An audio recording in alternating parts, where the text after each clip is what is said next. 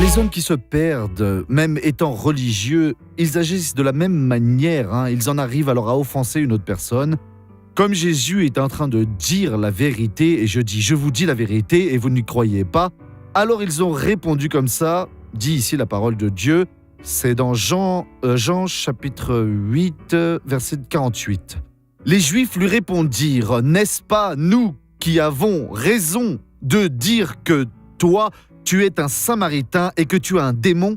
Jésus n'a jamais été Samaritain. Jésus s'occupait d'être le fils de Joseph et de Marie, de la lignée de David.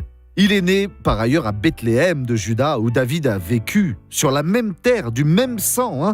Mais malgré tout, les personnes n'ont pas compris.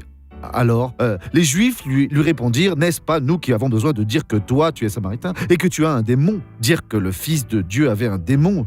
S'ils ont dit cela de lui, alors imaginez de nous. Ne vous importez pas de tout ce que les religieux disent, parce qu'ils ne connaissent pas vraiment alors la vérité. Seulement, qui sert Dieu en esprit, dans la parole, est celui qui réellement connaît la parole du Seigneur. Regardons cette personne qui a été bénie lors de l'une de nos réunions.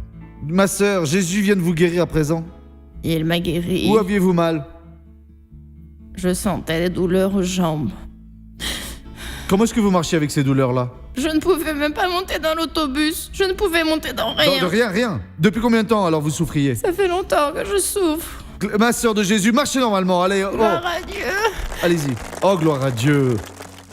À présent, je veux prier avec vous. Père, je prie pour tous ceux qui supplient pour ta bénédiction. J'unis ma foi avec la foi de toutes ces personnes et je paralyse alors toute l'action de l'ennemi dans leur vie et je déclare, sors de là au nom de Jésus. Et vous dites maintenant, grâce à Dieu.